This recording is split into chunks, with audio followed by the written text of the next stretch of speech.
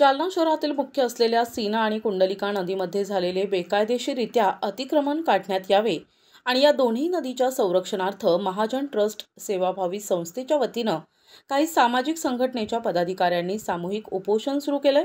मागील काही दिवसांपासून या दोन नद्या अतिक्रमणाच्या विळख्यात अडकल्यानं पर्यावरण प्रेमी त्याचबरोबर सामाजिक संघटनेच्या पदाधिकाऱ्यांनी काही दिवसांपूर्वी महापालिकेसमोर आंदोलन केलं होतं।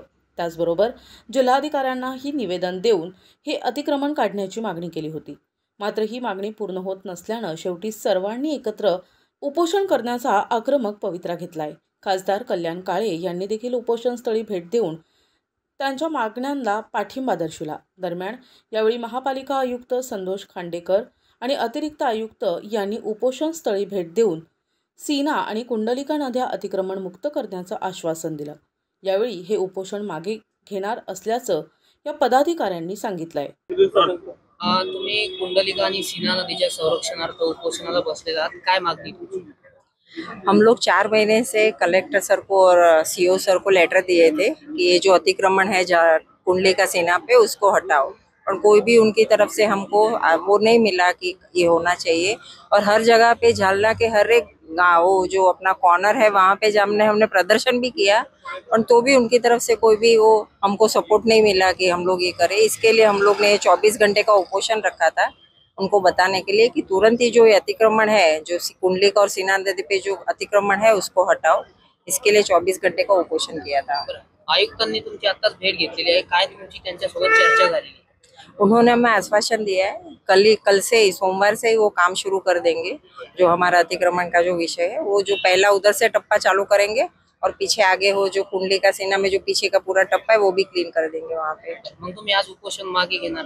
आज मागे घेणार। कुंडलिका सीना नदीमध्ये जे अतिक्रमण झालं ते अतिक्रमण काढावे याच मागणीसाठी उपोषणासाठी भेट दिली। उपोषणकर्त्यांशी संवाद साधला, काय नेमकी चर्चा झाली आणि सकारात्मक चर्चा झाली का? थोडं काय की यापूर्वी पण आपण याच इश्यू संदर्भात माझ्याकडे त्यांनी निवेदन दिलं, जिल्हाधिकारी सरांकडे निवेदन दिलं होतं। परंतु आमचे काही सणवाराचे काही असतील किंवा काही सर्वेक्षणाचे विषय असतील असे काही नगरपालिकेचे उपक्रम येत गेल्यामुळे आम्हाला गेल्या 1 महिनाभर या कामासाठी विलंब झाला आहे आणि त्यांना उपोषणाची वेळ आली। खरं तर मी त्यांना आश्वासन पण दिलं होतं आमच्याकडून वेळ होईल पण काम निश्चितपणे होईल।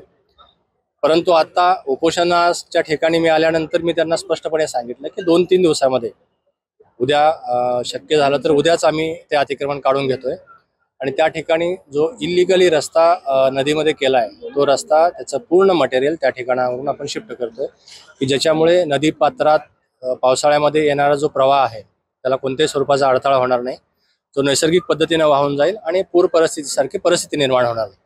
साहेब, कुंडलिका सीना नदी बचावासाठी सामाजिक संघटना असेल आणि मंडळी उपोषणाला बसली, तुम्ही भेट दिली, काय चर्चा झाली आणि सोल्युशन निघालं? सोल्युशन निघेल ना, का नाही निघणार?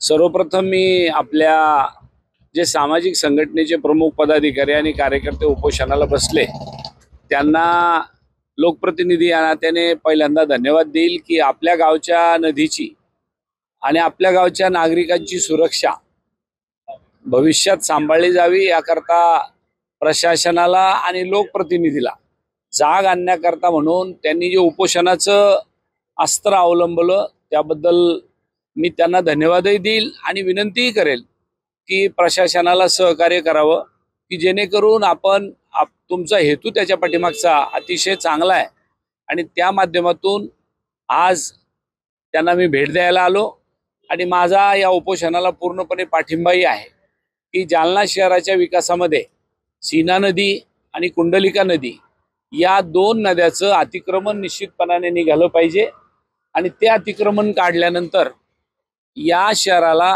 त्या नदीमध्ये सौंदर्यीकरण व्हावं आणि कदाचित कधी भवितव्यात एखादा अतिवृष्टीचा प्रसंग आपल्याला सामोरं जायचं काम पडलं तर त्यावेळेला आपल्या नदीतनं येणारं पाणी हे सरळ निघून जावं, किंबहुना शहरात घुसू नये अशा पद्धतीचं जे काही ऑब्स्टेकल किंवा एखादे अडथळे निर्माण झाले असेल ते दूर करण्याचं काम महापालिकेने करावं। NTV news Marathi, Jalna.